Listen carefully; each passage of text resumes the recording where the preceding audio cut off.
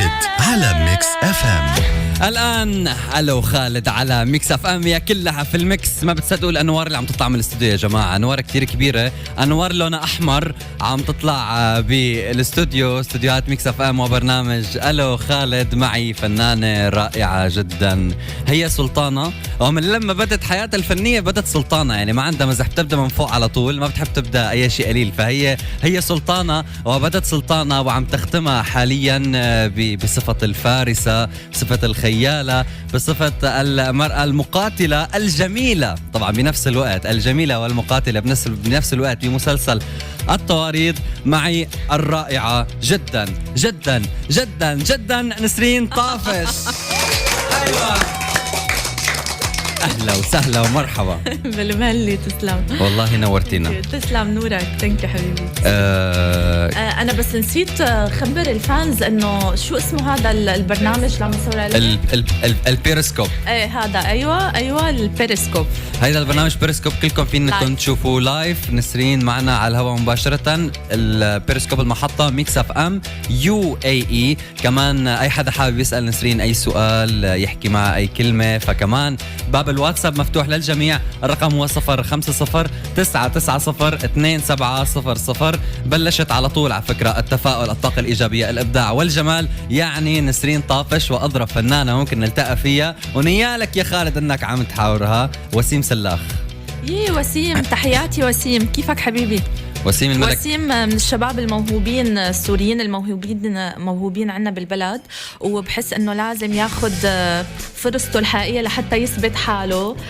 بيقدر يعمل كوميديا وبيقدر يعمل دراما، بس هو بحاجة لفرصة. فبتمنى لك التوفيق يا وسيم، تحياتي لك. موفق يا وسيم حبيبنا. أنا بعرف له وسيم كمان على فكرة، عن جد هو عن جد إنسان موهوب جدا، وإن شاء الله وخلوق جدا، أخلاقه كتير حلوة ما شاء الله عليك يا وسيم. وسيم تحياتنا لك، وإن شاء الله شي نهار هيك بنعمل لقاء معك هون كمان أنت.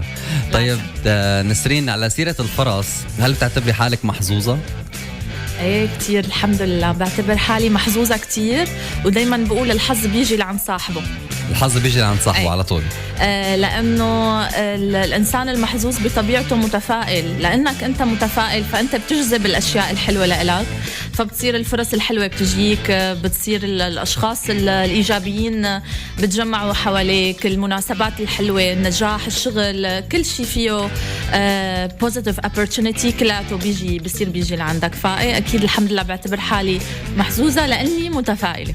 محظوظة لأنك متفائلة، لأن نعم. تفاؤلك وطاقتك الإيجابية هي بتجذب لعندك الحظ، بتجيب لك الأشياء الحلوة. الحمد لله.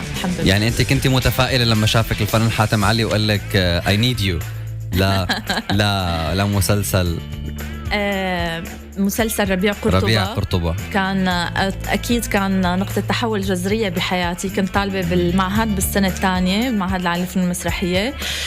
ما كنت حاطة ببالي إنه تحديدا لازم أستاذ علي ياخدني، أستاذ حاتم علي، بس كنت مفكرة إنه أنا بدي تكون بدايتي قوية بعمل قوي يعطيني بوش كتير قوي لقدام.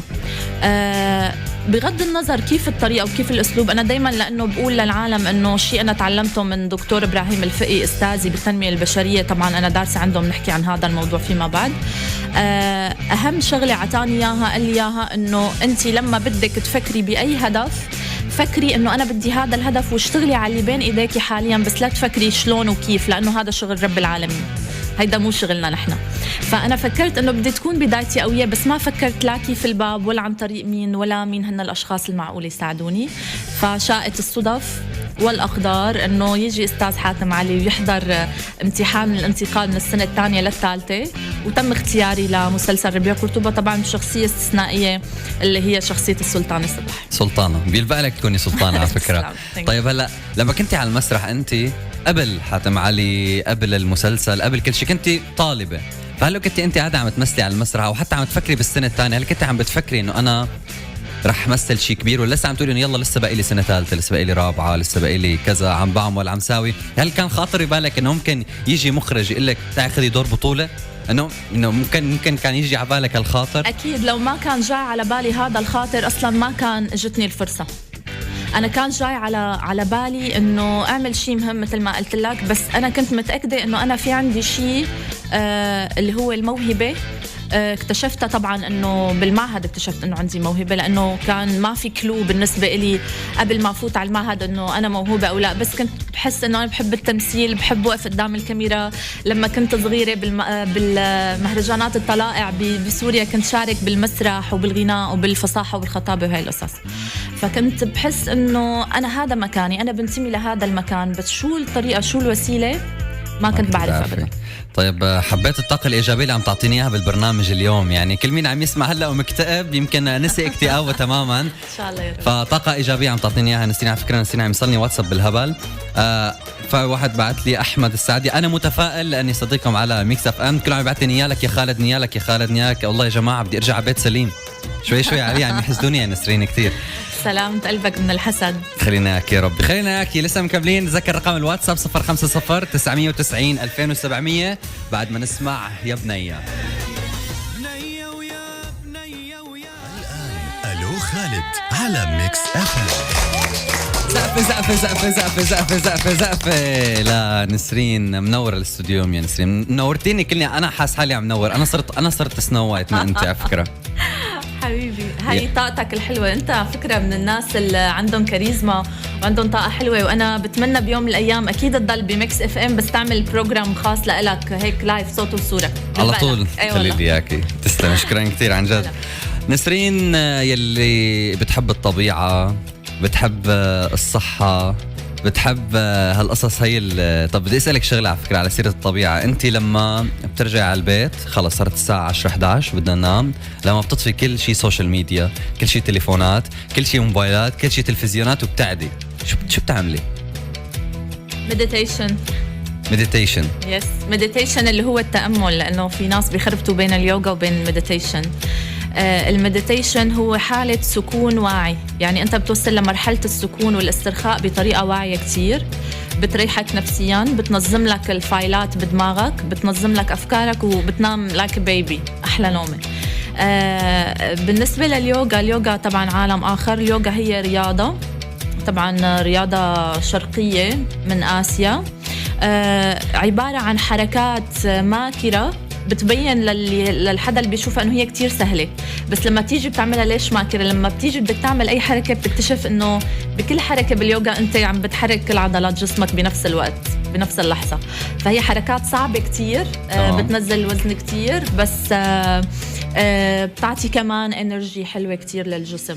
بس المديتيشن شيء تاني تماما.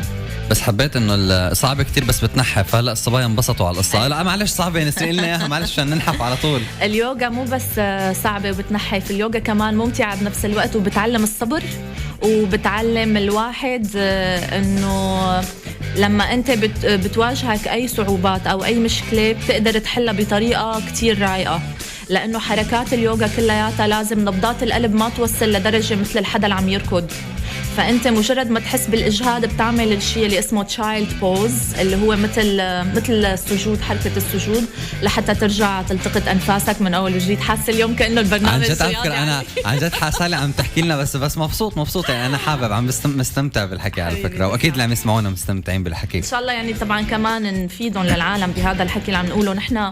دايما بقول رسالة الفنان رسالة أكيد فيها متعة وفيها فن وفيها بهجة وفيها سلام وكل هالكلام، بس بنفس الوقت كمان لازم يكون الفنان عنده رسالة لازم يقدمها. واللي بيقول الفن ما له رسالة أنا بعتبره إنسان مع احترامي للجميع، بس يمكن عم بيفكر بسطحية باتجاه الفن، أو عم بيسطح فكرة الفن، لأنه الفن فكرة سامية ونبيلة جدا، وأبعد من مجرد أنه نحن مشهورين نتصور على الريد كاربت ونطلع على أغلفة المجلات.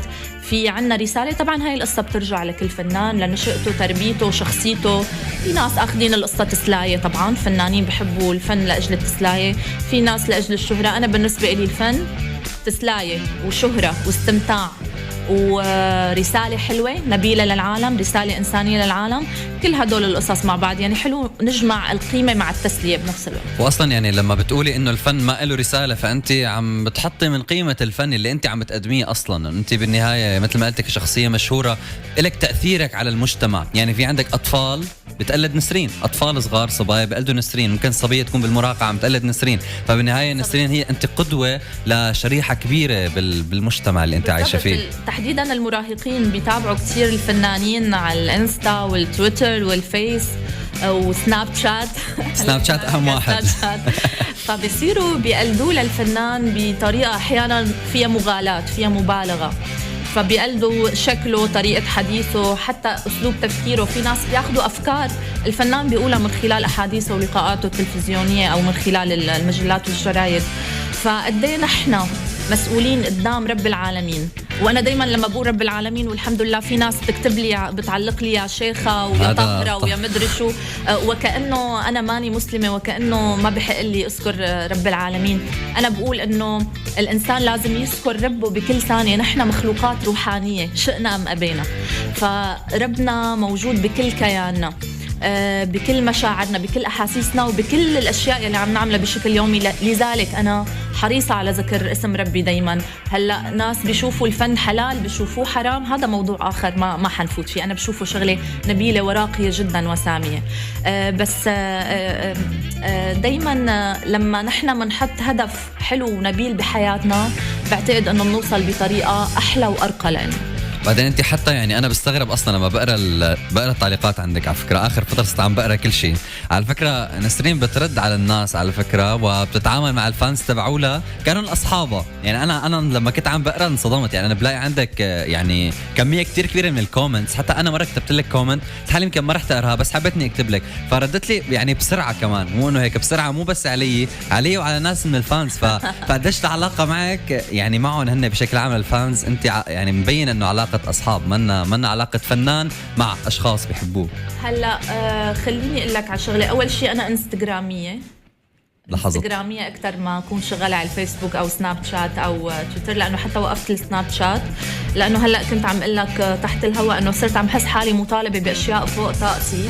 وحلو الفنان يترك شوي سبيس بينه وبين الجمهور تبعه، مو يترك سبيس من باب الغرور، لأنه بالعكس من تواضع لله رفعه. يعني أنا بحب حافظ على شكرا بس عم بيعدوا لي المايك، سوري ميرسي ثانك يو. فبحب حافظ على خصوصيتي بطريقة ما.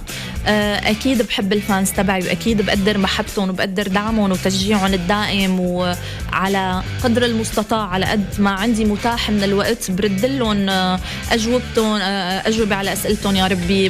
بحاول أخذ وأعطي معهم، عندهم تساؤلات عندهم تعليق ما ممكن أخذ وأعطي معهم على الإنبوكس، بس مش دايما هذا الشيء متاح لإلي. في ناس ما بتتفهم هذا الشيء وما بتتقبله وبيقولوا هذا الفنان مغرور، وفي ناس بتقدر وبتشوف القصة بوعي أكبر إنه الفنان كمان عنده حياته، عنده شغله وعنده التزاماته. فإيه أكيد بعتبرهم عائلتي الفانز تبعي وكتير بقدر محبتهم. بس بحس بالنهاية الجمهور له على الفنان بشغله أكتر ما يكون بحياته الشخصية. يعني أنا الناس حبوني من خلال شغلي، ما حبوني لأنه لبست الفستان الفلاني على الريد كاربت. أكيد شغلة حلوة إنه ألبس فستان على الريد كاربت لأنه الفساتين وعالم الأزياء هذا فن راقي. لما بعمل شعري وبعمل ميك اب حلو هذا فن راقي، مشان ما نسخف الأمور نقول شو هالسخافات وهالتفاهات ونطلع نحن بصورة المثقفين اللي ما بنحب هاي الأشياء. المثقفين بالأحرى، لأنه المثقف بيعرف إنه هذا فن. فأكيد بحب كل هاي الأشياء وبعمل كل هاي الأشياء، بس بنفس الوقت أنا جمهوري حبني من خلال شغلي، من خلال موهبتي، من خلال احترامي لفكر الجمهور. بقدم أعمال حلوة، بكون حريصة حتى لو كنت مقلة بالكم حافظ عنه. يعني كمان جمهورك من قد ما بيحبك يعني ربحك مليون ما شاء الله، مبروك. صارت غنية كتير على فكرة، نسينا صار معها مليون. بس مليون شو صار عندها مليون متابع على فيسبوك كمان. من المصاري كلها، من الملايين النقدية. يعني إذا محبة الناس كنز كبير. يعني محبة الناس ملايين حوالين العالم، ولكن على الفيسبوك وتويتر وإنستغرام يعني بوصلن شي 1.5 مليون تقريبا، صح؟ يعني الفولورز كلهم صاروا. أنا لو ما تهكر حسابي على الإنستا مرتين تهكر خلال سنتين. أنا كنت هلأ 1.5 مليون ويمكن أكتر.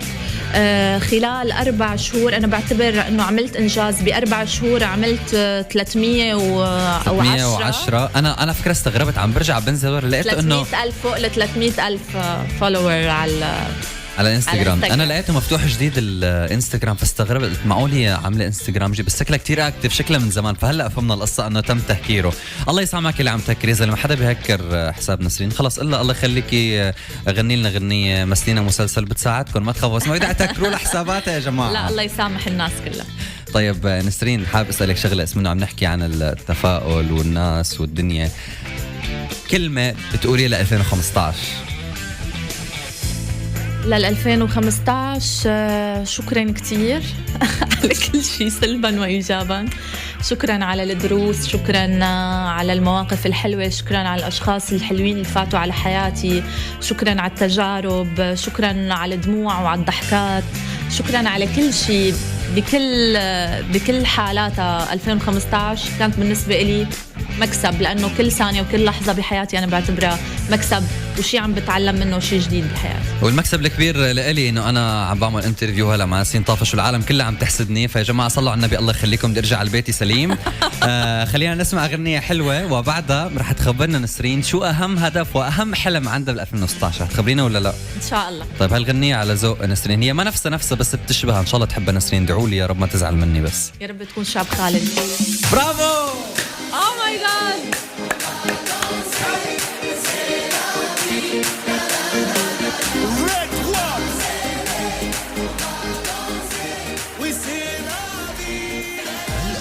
ألو خالد على ميكس اف ام. الو اهلا وسهلا فيك، شو اخبارك؟ ان شاء الله كويس. معك خالد على الهواء مباشره، وهلا هو عم برحب بنسرين زلغوطه لنسرين. يا اهلا وسهلا مره ثانيه وثالثه ورابعه وعشره. بالمهلي حبيت طريقتك كيف هيك بتأهل وبتسهل بالضيوف. لازم اساسي، مو بس بالضيوف، كل مين بيسمع. انت لو تشوفي كل ما حدا بيحكي معي بعمل له ترحيب طويل عريض. اوكي. يعني مو بس انا خاص ناس. لا انت هلا والله انت صراحه لكن زلقت على فكره. والله يا جماعه انا بحب كل الناس بس انت معي بالاستوديو فترحيبي يعني طريقه الانسان بالترحيب تفرق من شخص لشخص، فانت عن جد غاليه صراحه. ما بدي حدا من يسمعني بيزعل، بس انه هي قاعده قدامي يا جماعه وهيك سنو وايت قاعده قدامي وعم قابل انا وياها. انا بحب الاشخاص اللي بيحبوا العالم كلياتهم واللي ما عندهم مشاكل مع حدا واللي دائما ايجابيين مع كل الناس. هو انا بالعاده بيقولوا عني ايجابي، بس بعد ما شفتك طلعت صفر على الشمال، فبدي احاول اتعلم منك لسه ايجابيه اكثر. على سلامتك حبيبي. طيب بدنا نعرف بقى شو هو اهم هدف واهم حلم رح يكون بال 2016 لنسرين.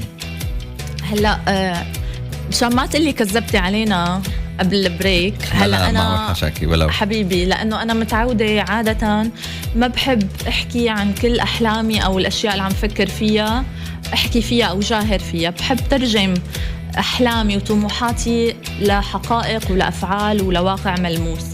يمكن بقول لك رؤوس اقلام او عناوين عريضه. مثلا انا بحب السينما، انا حلمي اشتغل سينما، بس ما فيني اقول لك مثلا شو النوع وليش وكيف، وهاي القصص بحتفظ فيها لحالي وبترك القصص لرب العالمين ليحقق لي هذا الحلم. مثل ما قلت لك انا عم بشتغل على الحاضر اللي بين ايدي حاليا، بس واحد من احلامي 2016 اكيد انه اعمل سينما. السينما هو واحد من اهم الاحلام طبعا. طيب على سيرة السينما، هذا على الصعيد الشخصي طبعا. الشخص طيب على الأصعد الثاني، هات اللي خليني يلا كمان يلا. الارتباط مو واحد من اهتماماتي أبدا نهائيا بالوقت الحالي. طبعا إذا اجت القصة لحالها فهي شغلة حلوة، بس إذا ما اجت أنا ما عم بسعى لها وما أنا هدفي مركزة على شغلي أكثر شيء. على الصعيد العام يمكن صار كتير كليشيه انه دايما نحن بنقول نحن بحاجه للمحبه وللسلام، لنحب بعض، للتسامح، لنكون متسامحين بين بعض. صارت كتير احيانا لما حدا بيقولها بنقول خلص ده خلقنا فهمنا لسه نفس الكليشيه، شعارات طنانه غير واقعيه. هايدي القصص كلها بعمرها ما كانت شعارات وبعمرها ما كانت كليشيهات. يمكن بعض العالم من كتر ما تبجحوا فيها وحكيوا فيها وبعدين الواقع لأنه صعب صار في مقارنة ما بين القول وما بين الواقع اللي نحن عم نعيشه. بينما نحن أحوج ما نكون للسلام، أحوج ما نكون للمحبة، أحوج ما نكون للتسامح بينات بعضنا، أحوج ما نكون لحتى كل حدا يعفو عن التاني ويمرق للتاني ويحب التاني، وكل شخص يركز على حاله. يعني أنا شو بستفيد إذا ضليت عم بنتقد الآخرين وعم سب وعم بشتم وغضبانة ومعصبة؟ هذا كله رب العالمين برد لك يا طاقة سلبية على نفسك أنت لما بتعمل هيك. بينما لما بتركز على نفسك وبتشتغل على حالك وبتطور حالك وبتفكر إنه أنا بدي أنجح، مو بدي خرب على غيري أو أكسر بمقاديف غيري أو فشل غيري لحتى أنا يقولوا عني ناجح، لا، أنا بركز على حالي، ببلش بحالي أولا. في كلمة كتير حلوة لغاندي بيقول كن أنت التغيير الذي تريد أن تراه في الآخرين. فكل واحد عليه من نفسه، كل واحد لازم يبلش من حاله لحتى يشوف اللي حواليه حياة أفضل وأحسن. من أول شيء بلش انتقد بحالك، صلح بحالك الأخطاء، بعدين انت يعني بعدين أبقى أفكر بأخطاء غيرك، لأنه بالنهاية يعني ما في إنسان على وجه الكرة الأرضية كامل، ما فيك تيجي تقنعني. ما في حدا كامل، ما في حدا ملاك، ما في حدا مثالي، بس نحن كلاتنا دايما نسعى لنكون مثاليين، بنسعى للمثاليات، خليني أقول لك بنسعى لنكون ناس أفضل، بشر أفضل، راقيين أكتر. في أشياء كتير بنتناساها، يعني بتلاقي الناس عم تسعى بالوقت الحالي للماديات أكتر. أنا بدي جمع مصاري أكتر، بدي الناس تحكي باسمي أكتر، بدي ألبس أحلى لبس، أطلع بأفخم سيارة، أجيب أفخم بيت، ومننسى أنه نحن لازم في عنا شغلات أساسية أكتر، وهاي القصص رح تيجي بعدين تحصيل حاصل إذا نحن ركزنا أنه نحن بدنا نعيش حياة من دون ستريس، من دون عصبية، من دون تنشن، من دون توتر، من دون نزاعات، من دون حروب. رح تيجي السيارة لحالها والله رح يجوا المصاري لحالهم والله. بس ركز أنت، خلي بينك وبين ربك صلة حلوة. وأنا بعتبر الدين معاملة، خلي معاملتك مع الآخرين، أخلاقك الحلوة هي تعبر عن دينك. وحاج كلاتنا نكفر بعض، وحاج كلاتنا نشير بأصابع الاتهام لبعض، لأنه ديننا كتير سمح وباب الرحمة مفتوح للجميع، وما حدا بيحق له يفوت على الجنة أو يفوت على النار غير رب العالمين وحده. من جد يعني بالنهاية ما حدا بيحق له يجي يقول أنت غلط وأنت صح. يعني رب العالمين هو الوحيد اللي بيحاسب، وهو الوحيد اللي يعني بيختار هيدا العبد رح يفوت على الجنة ولا على النار. نحن كلاتنا بشر وكلاتنا تحت رحمة رب العالمين، وما في حدا كامل مثل ما أنت قلتي. وربك رب قلوب، يعني رب العالمين هو الوحيد يلي بيعلم بالغيب، هو الوحيد يلي بيعرف شو بقلوبنا. ودائما يعني بالقرآن الكريم يعني رب العالمين بيقول إنه وإن الله غفور، وإن عذاب ربك لشديد، وإن الله غفور رحيم. هن الاثنين ورا بعض، فمشان يعرف العبد انه مزبوط في عذاب، ولكن بالنهايه رب العالمين هو الرحمن. وديننا اصلا بالنهايه هو دين السمح والرحمه ودين يسر. بس للاسف على الاشياء اللي دخلوا السياسه بالدين، ودخلوا المصالح الشخصيه بالدين، وشوهوا الدين، وصاروا ينفروا الناس من الدين، وصاروا يدعوا للتعصب الديني، وصاروا الناس يفكروا بالاخرين اكثر ما يفكروا بانفسهم، يطالعوا اخطاء الاخرين اكثر ما يفكروا كيف بدهم يقوموا اخطائهم الشخصيه للأسف. طيب بدنا نقرأ شوية واتساب. الناس بعت لك كتير عندي واتساب، فالكلمة الرئيسية وعنوان الواتساب كله هو نيالك يا خالد. يا جماعة اشتهيت حدا يبعت لي اللهم صل على النبي. فلسه الكل بيقول أمين ما بيحب نسرين، وجمال نسرين، وضحكة نسرين. وإذا ممكن ناخذ موقعها على الانستغرام. هي ليليان عم تسأل على الانستا. على الانستا نسرين طافش NESREEN TAFESH. يعني اسم نسرين كله بالإي. أنا كنت خربط أكتب بلش بالآي، فيا جماعة اسم نسرين كله إي NESREEN. أيوة. طافش سهلة، هجوة تجاوب بنعرف على طول. طبعا نفس الاسم على الفيسبوك ونفس الاسم على تويتر، نسرين طافش، إي مش آي. إي مش آي. وعلى الفيسبوك كمان، فيسبوك وإنستغرام وتويتر. فيسبوك وإنستغرام وتويتر. سناب شات ما فيها يا جماعة، فهم ما حدا يدور. غير إذا هلا أنتوا أقنعتوني والله. هون نخلص. شو رأيكم أقنع لنسرين ولا لا؟ ابعتوا لي على الواتساب إذا بدكم إياها. تعالوا نعمل تصويت. كمان في عنا شيماء بتسلم عليك كتير كتير كتير كتير كتير كتير. أنا بسلم عليك يا شيماء. كمان شادي قال كل الصبايا اللي بيعرفهم بيغاروا منك. يعني نو كومنت خلص. كمان طبيعة البشر يعني ايه، في ناس معقولة ممكن تكون بتغار، وفي ناس محبين. في صبايا كتير بتلاقيهم عندهم توازن نفسي، عندهم ثقة بنفسهم. لما بتيجي بنت حلوة أو مشهورة بتوقف قدامهم مثل هاي القمراية اللي وراي. يعني بتلاقي بالعكس بتحس إنه بتمدحها، بتحكي حكي لطيف، بتحس بمحبة واحترام تجاهها. لما يكون الإنسان متوازن بيحب الناس كلها. وبالنهاية نحن بشر يعني يا أخي، معرضين غار يعني طبيعة معرضين لهالقصص. طيب دكتور عامر، أول شيء حاب سلم على خالد وتاج كل الممثلات الآنسة نسرين طافش. يسعد لي مساكي يا أحلى سلطانة، يا أحلى آنسة هالة بجلسات نسائية.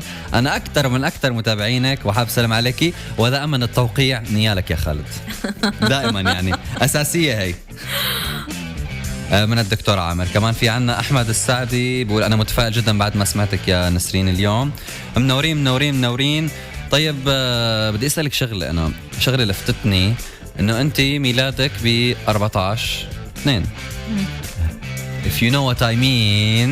يعني Valentine's Day. Yes. يعني Valentine's Day. فشو يعني الحب عندك شو هو؟ هذا فصل فكرته فيك. هلا بنظبطه البيرسكوب فصل يا جماعه، ما تزعلوا، هلا بنظبطه على طول. انا عم بحكي معك حاسه كانه عندي بالبيت. عادي عادي، هي حلاوتها بقى. كنت عم تسالني عن الفالنتاينز داي. انه الفالنتاينز داي هو نفس يوم عيد ميلادك، فشو هو الحب بالنسبه لنسرين؟ يعني انه شو الحب بالنسبه لك؟ هلا انا عيد ميلادي بالهويه ب 15 شباط، بس تعودت من وانا وصغيره انه احتفل ب 14 شباط بعيد ميلادي. الحب الصبيه، لحظه بس لنحط الجمهور معنا بالجو. الصبيه عم بتدور على شاحن او باور بانك. انا معي باور بانك اذا بدك فيك تاخذي. اوكي ممتاز. أوكي. نسرين عم بتساعدنا، بس صارت من اهل البيت على فكره. فانا بيعني لي الحب كتير. اصلا نحن اذا بدنا نحكي عن مفهوم الحب بمفهومه العميق والكبير، فهو شغله رائعه وداخله بكل جوانب حياتنا. نحن اصلا عايشين برحمه رب العالمين اللي هو رب العالمين كله محبه. الله محبه، حياتنا لازم يكون كلها محبه، ما في حدا بيستمر بحياته بلا محبه. إذا بدنا نحكي محبة الأهل، محبة العائلة، محبة الشغل، كل أنواع المحبة. إذا بدنا نحكي عن المحبة، الغرام، العشق، الوله، هدول الأشياء اللي كل العالم بتحبهم. الرومانسية، الأشياء الرومانتيك، هذا عالم آخر. وهلأ صار بحياتنا للأسف هذا واقع. الرومانسية والحب الحقيقي، الترو لاف، الحب الصادق، صار عملة نادرة، ولكنه ما أنا مسألة مستحيلة. بس صار صعب أنه تلاقي بالفعل إنسان بينك وبينه في انسجام روحي، بينك وبينه في كيمستري، وبنفس الوقت قدرانين طباعكم تخلوا يعني في هارموني بيناتكم. فهي المسألة ما أنا بالمسألة السهلة، والشخص اللي ممكن تلاقي معه الحب الحقيقي ما فيك تلاقيه كل يوم. لهيك أنا دايما لما بشوف اثنين بيحبوا بعض عن جد، دايما بنصحهم من رفقاتي انه قد ما فيكم حافظوا على هذا الشيء الحلو بيناتكم، لانه ما كل يوم بتلاقي حدا يحبك من قلبه بصدق. يعني انت بالنهايه بوجهه نظر نسرين انه الحب موجود ولكن نادر. الحب الحقيقي ديفينتلي موجود. انا مؤمنه انه حلاقي هذا الحب الحقيقي يوما ما بحياتي. بجوز لما اطلع هلا من الاستوديو لاقي، بجوز بعد سنة، بجوز بعد شهرين، ما حدا بيعرف، هذا بعلم رب العالمين. ولكن أنا مؤمنة إنه إيه أكيد لسه في حب، والحب الحقيقي لسه موجود، والناس المخلصة والناس الوفية لساتها موجودة. طيب أنا حابب أعرف كمان شغلة، شو هي مواصفات فارس الأحلام؟ أنا كتير حابب أسأل السؤال لأني بعرف إنه في كتير عالم عم تسأله. صح، على فكرة بكل لقاء، بكل مقابلة تلفزيونية أو صحفية، لأنه أنا لاحظت على فكرة وانتبهت إنه بكل المقالات عم يسألوكي، بس ما رح نبخل على مستمعي ميكس اف ام من هالسؤال، لأنه أنت تعتبري مثال يعني موديل، مثال يعني للفتاة اللي أي رجل بيحلم فيها، إن كان كشكل أولا وإن كان كمضمون. صراحة أول ما شفتك على يعني أنا تعرفت عليكي مرة واحدة، شفتك بأحد الإيفنتات، وبعدين صرت يعني شو تابعك أكتر على السوشيال ميديا، فعرفت شخصيتك. بس بعد ما شفتك لسه عرفتك أكتر إنه أنت عن جد قديشك حلوة من برا، قديشك حلوة من جوا. هي ما أنا مجاملة، هذه حقيقة نسرين. فأنت عن جد يعني مثال لأي شاب بيحلم بعروس. فأنت شو مواصفاته لهاللي نياله؟ أنا ممكن كون حلم للشاب العاقل يعني الشاب اللي بيشبهني، لأنه في ناس بيحبوا البنت السطحية مثلا. أنا ما بالضرورة أكون حلم لكل الشباب كلهم. في شباب بطبعهم سطحيين فبيحبوا البنت السطحية يلي بتقعد معاها بس عبارة عن شكل، ما في مخ، ما في حديث، ما في تفكير، بيضيق نفسك منها، بس مجرد صورة حلوة بيتباهى فيها قدام الكل إنه أنا معي صبية حلوة. هن هيك تفكيرهم سطحي، هن أحرار. طبعا سطحية مو بمعنى إنه الإهانة، بس التفكير سطحي، عم نقول مش الأشخاص سطحيين، طريقة تفكير سطحية. فبحبوا البنت يلي طريقة تفكيرها سطحية. وبالتالي على الطرف الآخر في شباب بيكونوا عميقين، عندهم فكر، بيشوفوا روح البنت وشكلها بنفس الوقت، أكيد الشكل مهم، بس بيشوفوا مواصفاتها بياخدوها كإنسان متكامل له قيمة وله قدر، وبيحسوا فيها وبيعرفوا يقيموها من خلال تفكيرها، روحها، حيويتها، شخصيتها بشكل عام. هلأ بالنسبة لسمات الشخص يلي أنا عن جد بحلم فيه، بحس أنه لازم، يمكن أنا عندي معايير كتير صعبة. صعبة، رح أقول لك ليش. لأنه هاي حياة، هذا عمر. صح. أنا ما بفكر إنه بدي أتجوز لحتى ضل 2 متزوجة وانفصل، أو لحتى إنه أتعرف على شخص بدي أقضي معه وقت حلو وانفصل، ولا بدي حدا من شان جماله، ولا بدي حدا من شان ماله، ولا بدي حدا من شان إنه بس المجتمع يقول إنه مرتبطة وما أنا وحيدة، ما أنا وحدانية، أو ما ارتبطت أو كذا. لا يعنيني هذا الحديث بالمرة. أنا بفضل إنه أكون وحيدة بحياتي على إنه أكون مع الشخص الخطأ، أو أكون عايشة حياة تعيسة وعم حاول مثل قدام العالم بصور إنستغرام إنه شوفوا أنا مبسوطة مع حبيبي، ولما بنرجع على البيت بنكد علي وبنكد عليه. مشاكل للسماء. exactly. وهي ظاهرة كتير بنشوفها بين الناس للأسف الشديد. المواصفات فيني أقول لك ببساطة، على قد ما أنا بسيطة، على قد ما أنا على قد ما أنا بسيطة، على قد ما أنا بنفس الوقت نادرة الوجود بأنه تلاقيها بشخص واحد. بهمني كتير الشخصية قبل الشكل، قبل الجمال. أكيد بهمني يكون مرتب وكذا، بس ما بهمني يكون إنه والله أمور وجميل، ما هو الشيء الأساسي، وما في كاريزما، أو ما عنده حديث يحكيه، أو فاضي من جوا، أو عنده عقد المنلاقيه عند أغلب الشباب الشرقيين. طبعا مع احترامنا لكل الشباب الشرقيين اللي عم يسمعونا حبايبنا.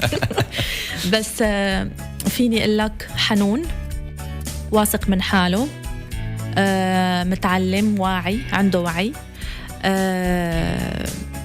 أكيد يحبني كتير قبل أي شيء، بيعرف يدلل، كريم، شو كمان، وأكيد بهمني أنه يكون ناضج، لأنه الشخص الناضج والواعي يلي ما عنده ولدنات بيخلي الحياة تكون أحلى، وهو بيكون سعيد وكل اللي حواليه بيكونوا أسعد.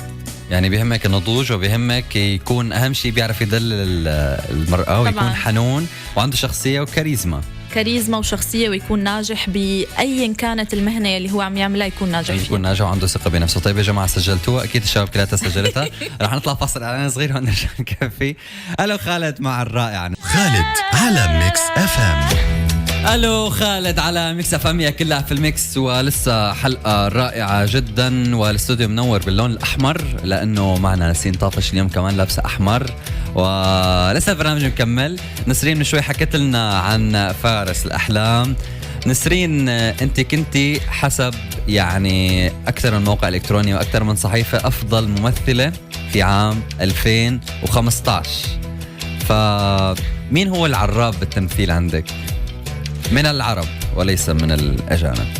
أول شيء بيسعدني أنه يعني بتصويت الفانز الحمد لله وبمحبتهم أخذت لقب أفضل فنانة 2015. أكيد هذا اللقب بيستحقوه طبعا كتير فنانات كمان قدموا أعمال كتير مهمة السنة الماضية برمضان اللي فات. هلأ العرابين لأنه مش عراب واحد، العرابين تبعوا لي يلي أنا مدينة لهم بالفضل، إنه هن حطوني على الطريق الصح بالتمثيل. هن أساتذتي بالمعهد، على رأسهم أستاذ جمال سليمان لأنه هو درسني بالسنة الأولى، ومن بعده كان في السيدة دلع الرحبي زوجته للفنان للمخرج القدير أستاذ حاتم علي، أستاذ غسام مسعود، أستاذ فايز قزق. هدول الأربع أشخاص بعتبرهم هن العرابين الحقيقيين لإلي. وفيما بعد ما تخرجت من المعهد أستاذ بسام كوسة، لأنه كمان يعني أنا أستاذ بسام كوسة بعتبره مدرسة بالتمثيل وبالأخلاق وبالطيابة وبالمحبة وبالعطاء. ونجر لنا تحية كتير كبيرة، فنانين قديرين كلهم، يعني الأسماء لحالها تكفي بالكلام عنهم عن جد يعني. طب بدنا نسأل شوي هيك مرور سريع قبل ما نختم عن الجديد نسرين طافش اللي العالم بدها تستنى بقى تشوف الاشي الجديد. طبعا نحن كلنا تحمسنا على التواريد، وقلت لك مرة على التليفون انه انا لما عم نشوف الصورة انه يلا امتى بده يبلش المسلسل بقى. هلا حاليا ايه مثل ما ذكرت انت عم نصور مسلسل تواريد بالعين بالامارات. مثل ما صاروا كتار بيعرفوا انه كمان عم حضر عملين تانيين مع نفس الشركة اللي هي شركة كلاكيت للمنتج الصديق استاذ اياد نجار. في عندي مسلسل العراب نادي الشرق الجزء الثاني. في عندي مسلسل حرملك، هذا حيكون من أضخم الإنتاجات الدرامية العام 2016، عبارة عن 90 حلقة. أول 30 حلقة رح ينعرضوا برمضان وباقي الحلقات بعد رمضان. ما كتير بدي أحكي بتفاصيل، بس فيني أقول إنه حيكون شيء مختلف بالدراما العربية، لأنه هو سوري مصري مشترك. طبعا الإنتاج سوري بس هو بالتمثيل مصري سوري مشترك. بيحكي عن انتهاء فترة حكم المماليك وبداية الحكم العثماني، وفكرته بالعموم بتحكي عن نساء القصور ما بين حرائر وما بين جواري. الشخصية اللي أنا عاملتها بس رح أقلكم اسمها، ما حأحكي لكم عنها كتير، حأترك هيك خيالكم يشتغل شو معقول تكون. اسمها قمر الزمان. قمر الزمان. وانت قمر والله العظيم. ثانك يو كتير لوجودك معي اليوم بالاستوديو. يعني اليوم قالوا خالد كتير كان غني، مثل ما قلت الغنى ما دائما بالفلوس، كان غني فيكي، كان غني بقعدتك معنا، بكلامك، بصوتك، كلك على بعضك جد وما عم جامل ابدا. انا كتير استمتعت بالحلقه، كانت حلقه رائعه جدا، وبتوقع كل اللي عم يسمعونا كتير انبسطوا بالحلقه اليوم. ويا ريت فيني اعمل كل يوم يعني خلص تصير تقدمي معي البرنامج. يعني يالي لي الشرف، بتشرف حبيبي. طيب الكلمه الاخيره لك وبسلمك المايك. بدي اقول لكل اللي كانوا عم يسمعونا ان شاء الله تكونوا حبيتوا الحلقه لليوم واستمتعتوا معنا، قضيتوا وقت حلو، قدرنا هيك نفيدكم ولو بكم معلومه. وخليكم دايما متفائلين وخليكم دايما مع خالد. يعني يالي تصبحوا على الخير، الى اللقاء.